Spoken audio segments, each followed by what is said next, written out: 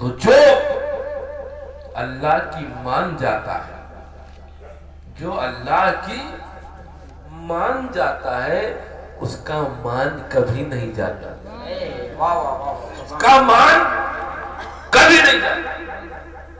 اللہ کو تو بہت لوگ مانتے ہیں، بہت مانتے ہیں، بے انتہا مانتے ہیں، مگر کیا اللہ کی بھی مانتے ہیں؟ تو یہ ان کے لیے ہے جو اللہ کو بھی مانے اور اللہ کی بھی مانے۔ یہ ان کے لیے ہے جو صرف اللہ کو ماننے سے کام نہیں چلے گا کہ اللہ کو مان لیا بس ہو گیا، اللہ کے رسول کو مان لیا بس ہو گیا۔ تو یہاں ان کے مان کی بات ہو رہی ہے کہ جو اللہ کو بھی مانے اور اللہ کی بھی مانے۔ تو اللہ کیا فرماتا ہے؟ وہ لوگ جو ایمان لے آئے، اور ایمان لانا ہے کیا؟ ایمان کس چیز کا نام ہے؟ کیا صرف کلمہ پڑھنے سے انسان ایمان والا ہو جاتا ہے؟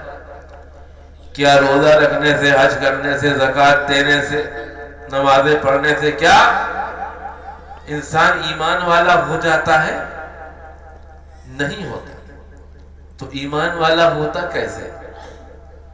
ایمان والا کیسے ہوتا ہے؟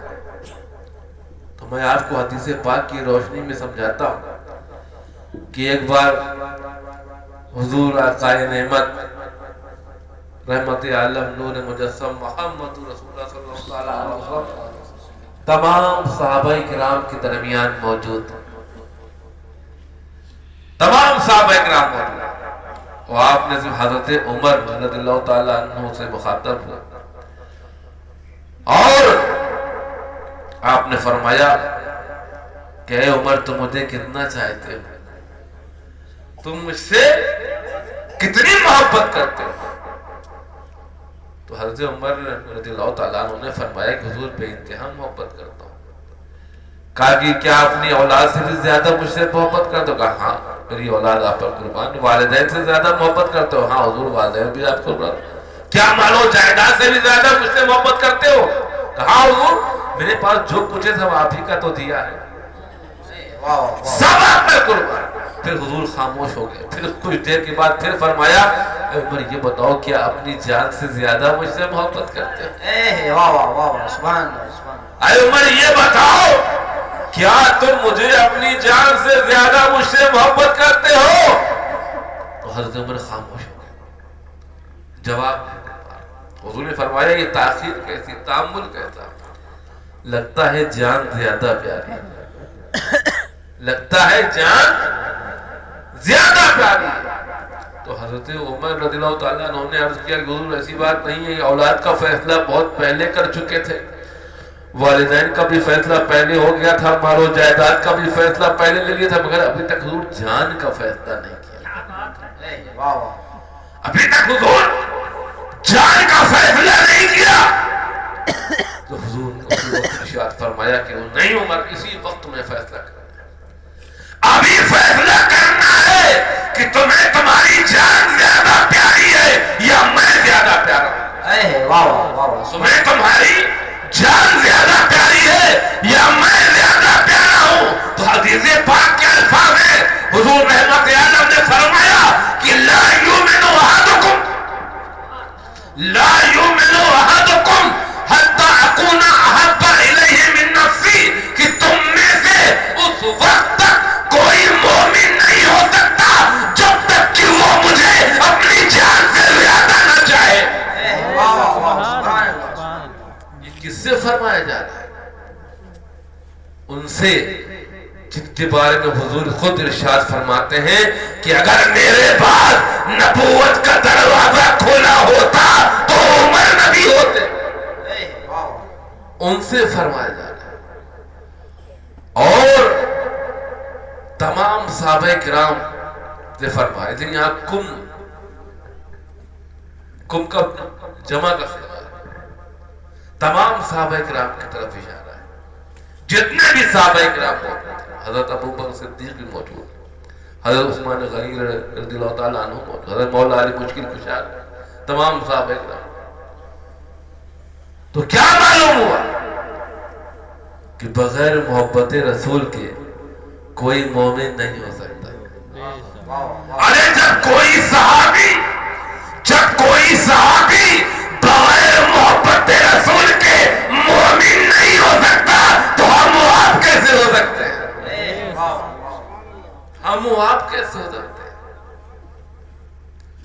اتنا کہنا تھا کہ حضرت عمر رضی اللہ تعالیٰ عنہ کی آنکھیں اشک بار ہو گئی کہ کیا حضور ہم ابھی تک مومن نہیں ہوئے؟ کیا ہم ابھی تک مومن نہیں ہوئے؟ آنکھوں سے آنسو جاری تھے۔ حضور رحمت عالم نور مجسم محمد صلی اللہ علیہ وسلم نے حضرت عمر کو پاس بلایا، قریب آؤ، میرے قریب آؤ۔ اور جیسے حضرت عمر حضور کے قریب آئے، آپ نے اپنا دست مبارک حضرت عمر کے سینے پہ پھیر دیا، اور دست مبارک کا سینے سے لگنا تھا کہ حضرت عمر کے دل میں ہلچل مچ گئی، ایک انقلاب پیدا ہو گیا۔ اسی وقت آپ نے فرمایا، حضرت عمر نے عرض کیا کہ حضور آپ کا دست مبارک جیسے ہی میرے سینے سے لگا، میرے دل میں انقلاب پیدا ہو گیا، اب آپ مجھے میری جان سے زیادہ پیارے ہو گئے۔ تو حضور نے فرمایا الآن یا عمر، اب مومن ہو گئے، اب مومن ہو گئے۔ تو کیا معلوم ہوا کہ بغیر محبت رسول کے آپ ایمان والے نہیں بن سکتے۔ تو اللہ ان کے بارے میں فرما رہا ہے جو ایمان والا ہے، وہ لوگ جو ایمان لا چکے، ایمان لے آئے۔ صرف کہنے سے کام نہیں چلتا کہ ہم ایمان والے ہیں، کہنے سے کام نہیں چلتا۔ تو کیا مطلب؟ ایمان والا کون ہے؟ ایمان والا وہی ہے جو محبت رسول والا ہے۔ ایمان والا کون ہے؟ وہی ہے جو محبت رسول والا ہے۔ تو آیت پاک کا ترجمہ کیا ہوا کہ الذین آمنوا، الذین آمنوا، وہ لوگ جو عشق رسول میں ڈوب گئے، وہ لوگ جو عشق رسول میں ڈوب گئے، وَعَمِلُوا الصَّالِحَاتِ، اور نیک عمل کرنے لگے۔ ایمان لانے کے بعد رکے نہیں، ٹھہرے نہیں، وَعَمِلُوا الصَّالِحَاتِ، اور نیک عمل کرنے لگے۔ اب نیک عمل کی تو بہت لمبی فہرست ہے، کہاں تک گناؤں کی نیک عمل کیا کیا ہے۔ نماز نیک عمل ہے، روزہ نیک عمل ہے، حج نیک عمل ہے، زکوٰۃ نیک عمل ہے، والدین کی خدمت کرنا نیک عمل ہے، بچوں کی اچھی تعلیم و تربیت کرنا نیک عمل ہے، بیواؤں کا سہارا بننا نیک عمل ہے، یتیموں کے سر پہ ہاتھ رکھنا نیک عمل ہے، بھوکے کو کھانا کھلانا نیک عمل ہے، ننگے کو کپڑا پہنانا نیک عمل ہے۔ کہاں تک گناؤ؟ بڑی لمبی فہرست ہے، بس ایک لفظ ایسا بتا دوں جس کے دامن میں سارے نیک اعمال آ جائیں۔ ایک لفظ ایسا بتا دوں جس کے دامن میں سارے نیک اعمال آ جائیں، اور وہ لفظ ہے سنت۔ وہ لفظ ہے سنت ہے۔ اگر آپ کا سنت پر عمل ہو گیا تو یقیناً سارے نیک اعمال پر عمل ہو۔ صرف نیک اعمال وہی ہے جو سنت ہے، اور نیک اعمال ہی سنت ہے، اور سنت ہی نیک اعمال ہے، سنت ہی نیک اعمال ہے۔ تو کیا مطلب؟ ان الذین آمنوا، وہ لوگ جو عشق رسول میں ڈوب گئے، وعملوا الصالحات، اور سنت رسول کے رنگ میں رنگ گئے۔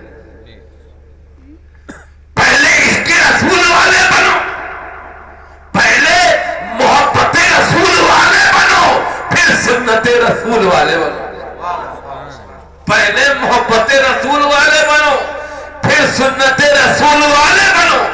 پھر اللہ ارشاد فرماتا ہے لہم الرحمن ودا.